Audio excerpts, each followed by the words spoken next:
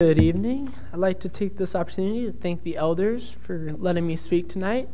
And my grandpa is back, but you are still stuck with me. So instead of looking at the book of Acts tonight, we'll be looking at my spirit is willing, but my flesh is so weak.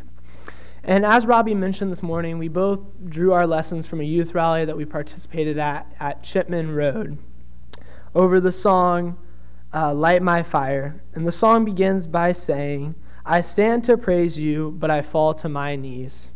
And then my verse comes in, and it says, my spirit is willing, but my flesh is so weak. And this is something that everybody can identify with. It's something that everybody has gone through and everybody struggles with. We've all been at the point where we're standing there and temptations are on us and everything in our mind is saying, don't do it, but yet we still stumble and we still fall to that flesh. But where does our title come from outside of the song? If you would turn to Matthew 26, verse 41. This is where our title comes from. And we're going to start in verse 36 to understand what was happening around verse 41. Matthew 26, starting in verse 36, it says, Then cometh Jesus with them unto a place called Gethsemane, and saith unto the disciples, Sit ye here, while I go and pray yonder. And he took with him Peter and the two sons of Zebedee, and began to be sorrowful and very heavy. Then saith he unto them, My soul is exceedingly sorrowful, even unto death. Tarry ye here, and watch with me. And he went a little farther, and fell on his face, and prayed, saying, O my Father, if it be possible, let this cup from me. Nevertheless, not as I will, but as thou wilt. And he cometh unto the disciples, and findeth them asleep, and saith unto Peter, What could ye not watch with me 1 hour? Watch and pray that ye enter not in temptation. The spirit indeed is willing, but the flesh is weak. So this passage is just before Jesus is going to be crucified, and he goes to Gethsemane to pray and cast his cares upon God. He brings with him Peter and the two sons of Zebedee, and he goes off for 1 hour to pray to God to just maybe let this pass over him, if there be any way.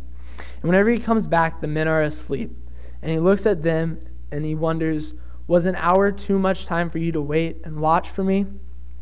And then concludes by saying, the spirit indeed is willing, but the flesh is weak. So what does that mean to us? We're not apostles. We're not sitting there with Jesus and we didn't fall asleep. But what can that be applied to in our lives? So we're going to start off by focusing on the fact that we have all dealt with it. It's something that we have to admit, because everybody has faced temptations. And we know that there are 3 categories that these sins fall under. In 1 John chapter 2, verse 16, we see the types of sin there are.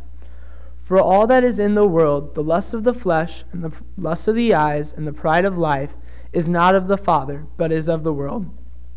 We face temptations from all different aspects. And this is where our flesh gets willing. Because so often our flesh sits there and looks at it and says, that looks like fun. That looks nice. I want to do that. That will make me popular. That's what the flesh is saying. And everything in our mind is telling us, no, don't do it. It's wrong. Don't do this. But yet, sometimes we still stumble and we fall and give in to the flesh. So we're going to examine Peter as an example for what happens when we give in to the world. And we're going to first we saw Peter with Jesus and we saw that he fell asleep. But now we're going to look in Matthew chapter 14, verse 22 through 32.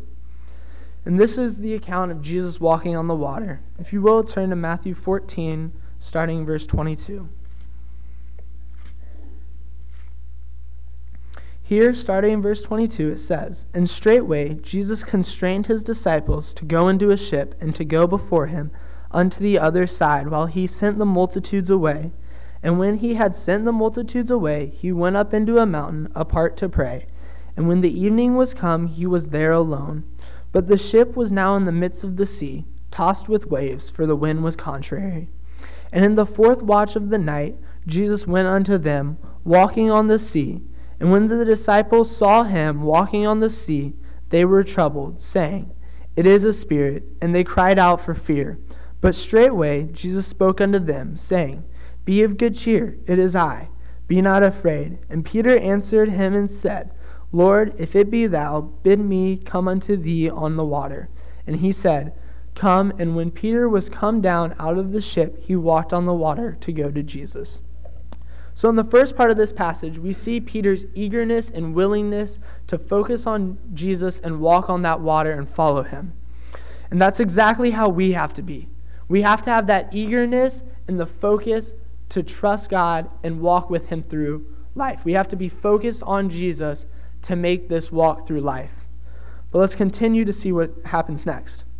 And then in verse 30 it says, But when he saw the wind boisterous, he was afraid, and beginning to sink, he cried out, saying, Lord, save me. In this verse, we see that Peter has now taken his eyes off of Christ.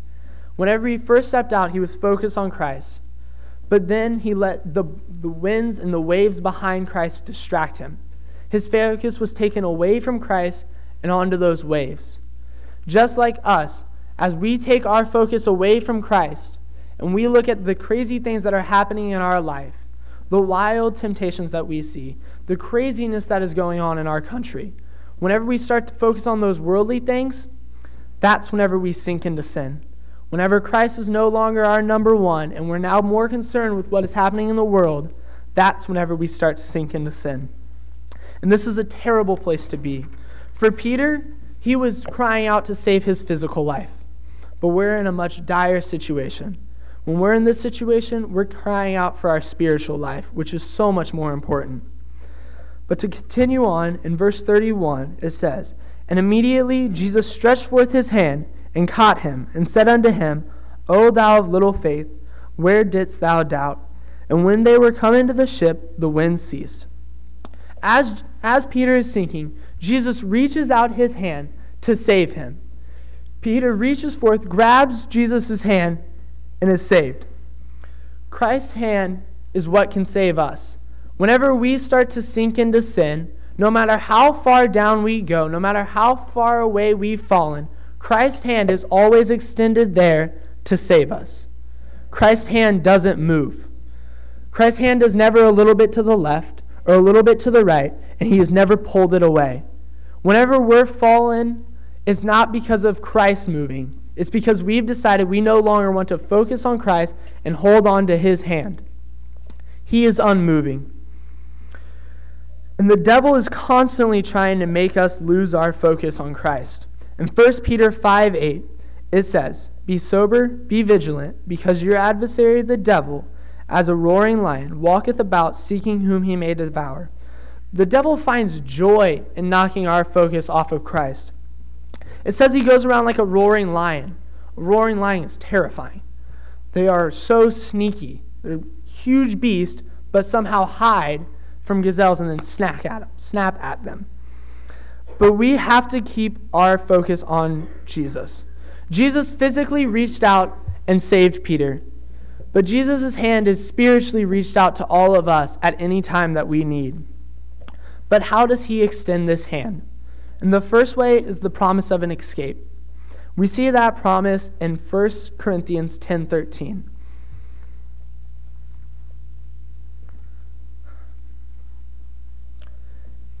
In 1 Corinthians 10:13 it says, There hath no temptation taken you, but such as is common to man.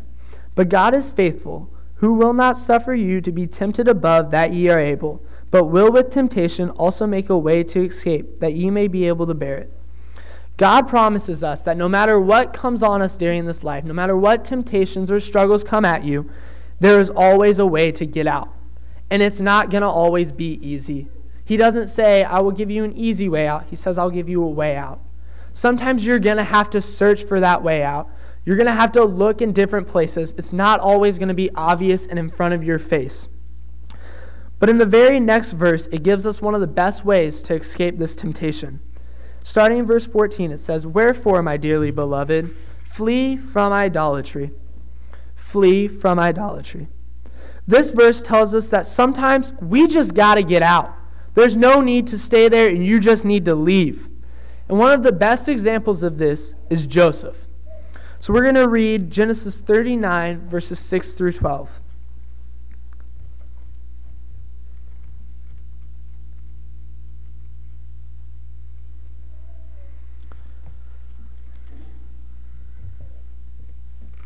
here in Genesis 39, starting in verse 12, it says, "And he left all that he had in Joseph's hand, and he knew not aught he had, save the bread which he did eat. And Joseph was a goodly person, and well favored. And it came to pass after these things that his master's wife cast her eyes upon Joseph, and she said, Lie with me." So in these few verses, we know that the master is Potiphar, but we must remember that Joseph is a young man at this time. For her to say, "Come lie with me," was not an easy temptation for him to get over. It just wasn't. And so to continue on in verse 8, it says, "But he refused and said unto his master's wife, Behold, my master wotteth not what is with me in the house, and he hath committed all that he hath to my hand. There is none greater in this house than I, neither hath he kept back anything from me but thee, because thou art his wife. How then can I do this great wickedness and sin against God?" Joseph tells Potiphar's wife that she is the only thing in the whole house that Potiphar has held back. Joseph has control of everything in the house and knows everything except for Potiphar's wife. That's the first justification for Joseph. But the ultimate justification is that it would be a sin against God. He says that how could he do this to God? And Joseph stood tall and said no and resisted what she pushed on him. And still, sometimes that's just not good enough. Sometimes those pressures keep coming. Now to continue reading in verse 10, it says, "And it came to pass, as she spake to Joseph day by day, that he hearkened not unto her to lie by her, or to be with her. And it came to pass about this time that Joseph went into the house to do his business, and there was none of the men of the house there within." Here we see that Joseph is now alone in the house with Potiphar's wife. Joseph has so much power that he could have lied with Potiphar's wife, and none of the men in the house would have known about it. And he could have got away with it from the men in the house. But he still knew God was watching. But then in verse 12, it says, "And she caught him by his garments, saying, Lie with me. And he left his garments in her hand and fled and got out." She grabs Joseph's clothes, has a fistful of his clothes, and Joseph says, "Forget it, I don't need these clothes," sheds his clothes, and leaves. He flees. He has every excuse to not flee. She had a hold of him. He still runs away. And just like Joseph, sometimes we just have to get away. Sometimes you stand up for what is right and you put your foot down, but yet those pressures keep coming and they keep coming, and you just have to leave because that's what's best for you. Many times we tell ourselves when we're in situations that we shouldn't be, that I'm strong enough to stay here. They won't affect me. I can stay strong. I won't fall to this. And in 1 Corinthians 10:12, it gives us a warning. "Wherefore, let him that thinketh he standeth take heed lest he fall." This warns us that once we become so confident that we don't think we'll fall, that's whenever the devil has you, and that's when you're going to fall. As soon as those thoughts come into your mind, you automatically need to be looking for a way out, because that's when you know you're in a temptation. Whenever you are standing there trying to justify why you're there, that's when you know you have to get out. And it's not good to stay around the bad situations because they will affect you. And it's not cowardly or bad to leave a situation if it helps your soul. And that's something so important. Sometimes people say, well, it was cowardly for me to leave. I had to stay there and try to put my foot down. No. There is no situation ever that will be worth your soul. I promise you that. There's no situation in this world that is worth your soul. If you ever are in a place that you shouldn't be and you need a way out, especially for the younger people, if you're in a place and you can't get out because your ride is somebody else or you can't even drive, there's an auditorium full of people that will help you get out of those situations. There is always a way to flee from these temptations if needed. So fleeing is just one of the ways that Christ reaches out his hand. But another one is being with those of a similar mindset. Sometimes whenever temptations come, you just need the strength of others to boost you up. And this is the second way that Christ reaches out his hand. And honestly, being with other Christians eliminates most temptations. Sadly, sometimes we see temptations sneak into these groups. But for the most part, whenever you are with Christian friends, temptation is eliminated. Christianly friends help you avoid and stay out of those situations where temptations are. And those people can also help bear that temptation for you.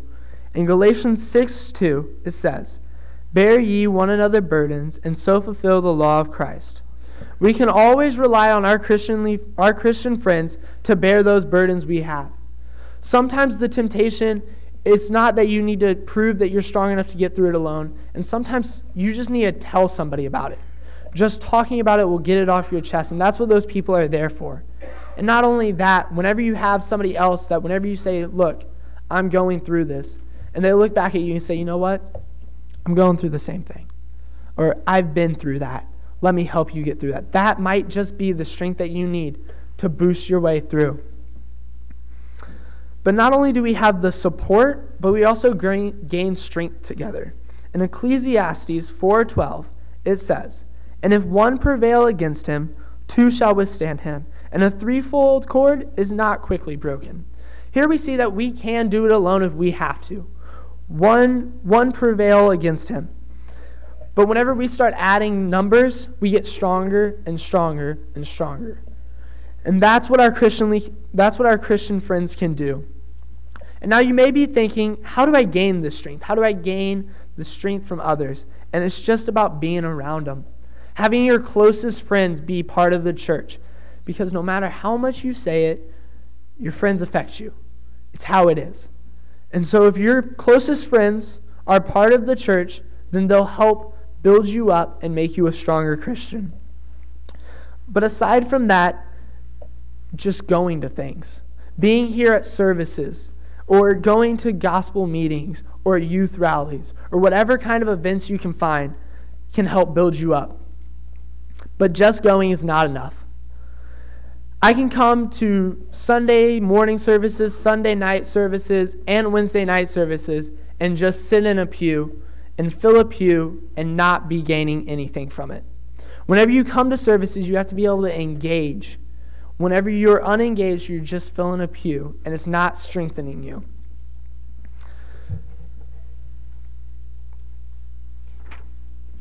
And so often we find ourselves drifting away from services sometimes. Sometimes your mind will get caught by the big deadline that you have due that week.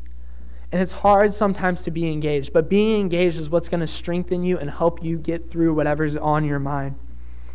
And the final escape that we're going to look at is prayer. If you would turn to 1 Peter 5:7.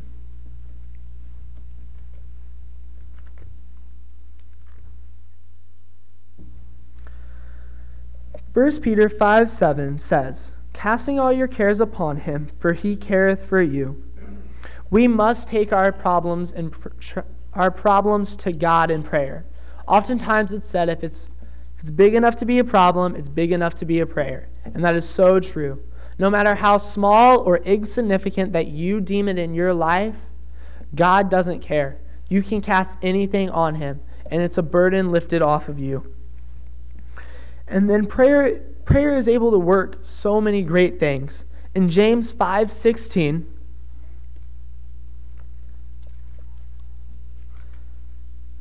here in James, starting in verse 16, it says, "Confess your faults one to another, and pray one for another, that ye may be healed. The effectual, fervent prayer of a righteous man availeth much." So this verse starts off by connecting with our last point of bringing your cares to one another and praying for them.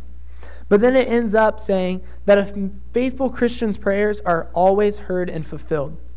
And the one thing that you have to remember with prayer is that it's not always fulfilled the way you want it to. For example, if you pray for patience, you're not going to get a magical feeling where you're instantly blessed with more patience. That's not how God works. But maybe instead of having that happen, you're in a situation where you have to help somebody get through, help somebody understand something they don't. And it's a very long process where you have to keep stopping and keep explaining it. But slowly you gain more patience as you keep going. And from that event, now you're more patient than you were before. Sometimes that's how the prayer is going to be answered. But all prayers will be answered. And that's something that we must remember, because of how we cast our cares there, we know that we're going to get a response. In this lesson alone, we saw Jesus pray twice. And the only begotten Son of God, who spent all his time with God until he came to earth, even to him, it was important to pray to God. So I think it's important for us to do the same. So, and prayer is such a blessing and a privilege to be able to cast your cares upon the all-powerful God who spoke everything into existence, who controls everything. It's something that we have to be able to take advantage of.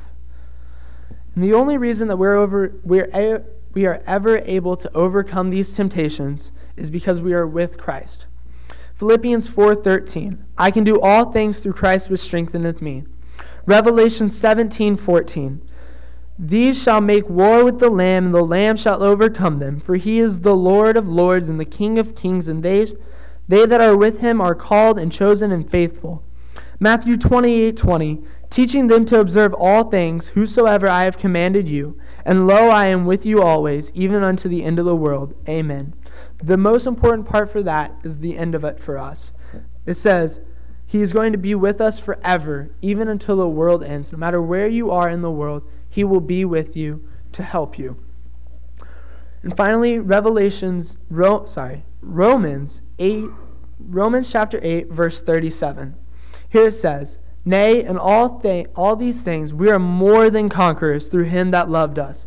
For I am persuaded that neither death, nor life, nor angels, nor principality, nor powers,